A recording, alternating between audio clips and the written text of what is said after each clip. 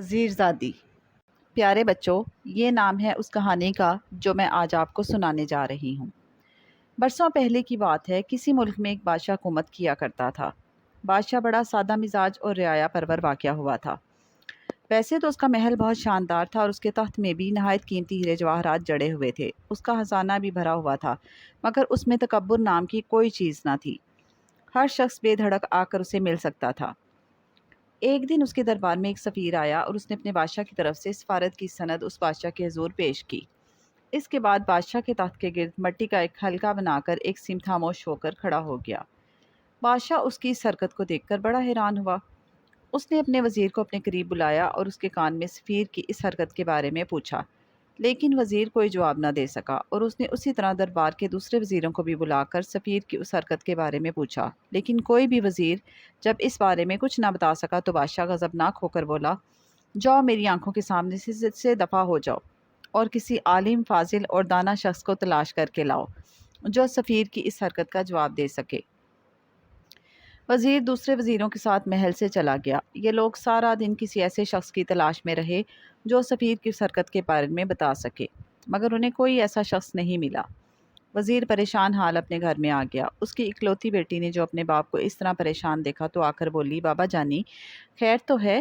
آج آپ بہت پریشان نظر آ رہے ہیں۔ کیا بتاؤں بیٹی، آج تک کبھی ایسا برا وقت نہیں پڑا۔ وزیر نے کہا، بابا جانی پتہ تو چلے، آخر آپ کیوں پریشان ہیں؟ بیٹی کے اصرار پر وزیر نے اسے ساری بات بتا دی اور بولا، اگر صبح تک میں نے کسی ایسے شخص کو نہ ڈھونڈا تو ہو سکتا ہے بادشاہ مجھے قتل کرا دے۔ چندا نے، اس کی بیٹی کا نام چندا تھا، چندا نے اپنے باپ کی بات بڑے غور سے سنی اور بولی، نہیں بابا جانی نہیں، اتنی سی بات، آپ مجھے کل دربار میں لے چلیں، میں سفیر کی اس حرکت کا جواب وہیں دوں گی۔ مگر بیٹی تم لڑکی ہو، آپ فکر نہ کریں، میں مردانہ روپ دھار کر آپ کے ساتھ چلوں گی۔ بیٹی کی بات سے وزیر مطمئن ہو گیا، کیونکہ وہ جانتا تھا کہ اس کی بیٹی بہت عقل مند ہے۔ دوسرے دن جب وہ محل جانے کے لیے تیار ہوئے تو اس نے اپنی کنیز سے کہا، جاؤ چندا بیٹی کو بلا لاؤ۔ مگر حضور وہ تو کب سے تیار آپ کے سامنے کھڑی ہیں، کنیز نے ایک شخص کی طرف اشارہ کرتے ہوئے کہا، اور وزیر حیران رہ گیا۔ وہ سمجھ رہا تھا کہ یہ تو کوئی باہر کا آدمی ہے جو اس سے ملنے آیا ہے۔ اس کی بیٹی اس کی طرف دیکھ کر مسکرا دی۔ وزیر نے آنکھوں ہی آنکھوں میں اسے داد دی اور پھر دونوں باپ بیٹی دربار کی طرف چل دیے۔ آج بھی وہ سفیر حسب معمول دربار میں موجود تھا۔ وزیر نے بادشاہ سے کہا، حضور یہ شخص اس سفیر کی اس حرکت کا جواب دے گا۔ پہلے تو بادشاہ بڑا حیران ہوا کہ یہ نوجوان شخص کیا بتائے گا، مگر پھر اس نے اجازت دے دی۔ چندا نے، جو کہ ایک مرد کے روپ میں تھی، سفیر کے لگائے ہوئے مٹی کے دائرے کو غور سے دیکھا، پھر اس نے اپنی جیب سے 2 گولیاں نکال کر سفیر کے سامنے پھینک دیں۔ یہ دیکھ کر سفیر نے جیب میں سے مٹھی بھر کر باجرے کا دانہ نکالا اور فرش پر بکھیر دیا۔ یہ دیکھ کر چندا فوراً گھوڑے پر سوار ہو کر اپنے گھر گئی اور اپنا پالتو مرغ لے آئی۔ دربار اور بادشاہ اور تمام امراء اس کی اس حرکت پر حیران ہو رہے تھے کہ یہ شخص کس قسم کی حرکتیں کر رہا ہے۔ چندا نے اپنے مرغ کو فرش پر اتار دیا۔ مرغ نے دیکھتے ہی دیکھتے تمام باجرہ چٹ کر لیا۔ یہ دیکھ کر سفیر نے غصے سے پاؤں زمین پر پٹکا اور دربار سے چلا گیا۔ بادشاہ جو اب تک خاموشی سے یہ سب کچھ دیکھ رہا تھا، اس نے پوچھا، نوجوان، آخر یہ سب کیا کچھ ہے؟ کیا معاملہ ہے؟ اس پر چندا نے ذرا بھاری آواز بناتے ہوئے کہا، حضور، سفیر نے جو آپ کے تخت کے گرد مٹی کا احاطہ بنایا تھا تو اس کا مطلب یہ تھا کہ آپ اپنا ملک بغیر لڑے ان کے حوالے کر دیں۔ اگر آپ ایسا نہیں کریں گے تو آپ سے جنگ کریں گے۔ اسی لیے میں نے بچوں کے کھیلنے والی گولیاں سفیر کے آگے ڈال دی تھیں کہ کسی ملک کو حاصل کرنا کوئی بچوں کا کھیل نہیں ہے۔ اس پر اس نے مٹھی بھر کر باجرہ فرش پر بکھیر دیا، جس کا مطلب یہ تھا کہ ہمارے پاس بے انتہا فوج ہے، جس کے جواب میں مرغا لے آئی اور مرغ نے وہ تمام باجرہ ہڑپ کر لیا۔ میرا اس سے کہنے کا مطلب یہ تھا کہ واہ تم کتنی بھی فوج کیوں نہ لے آؤ، ہم اس کا صفایا کر دیں گے۔ اس پر وہ غضبناک ہو کر پاؤں پھٹاتا ہوا یہاں سے اپنے ملک چلا گیا۔ اس کا مطلب یہ ہے کہ وہ فوراً ہی ہمارے ملک پر حملہ کرنے والے ہیں۔ چندا کی یہ بات سن کر تمام درباریوں کے رنگ اڑ گئے، مگر بادشاہ اور چندا ذرا بھی نہ گھبرائے۔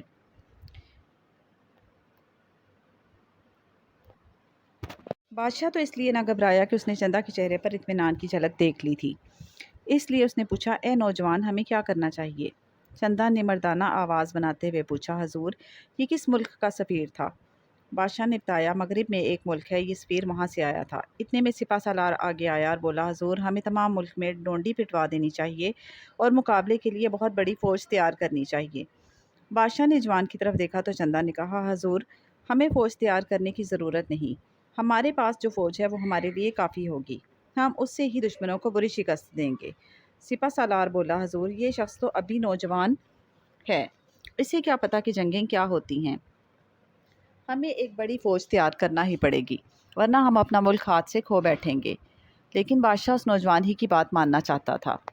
اس نے کہا، اے نوجوان، میں تمہاری بات مانتا ہوں، اب تم جو چاہو گے وہی ہوگا۔ اس پر نوجوان بولا، حضور اس فوج کی کمان آپ میرے سپرد کر دیں، خدا نے چاہا تو میں ضرور کامیاب لوٹوں گا۔ وزیر جو اپنی بیٹی کی بہادری سے واقف تھا وہ بھی مطمئن تھا، اور پھر لوگوں نے دیکھا کہ چندا نے مردانہ لباس میں دشمن کی فوج کو کیسے شکست دی۔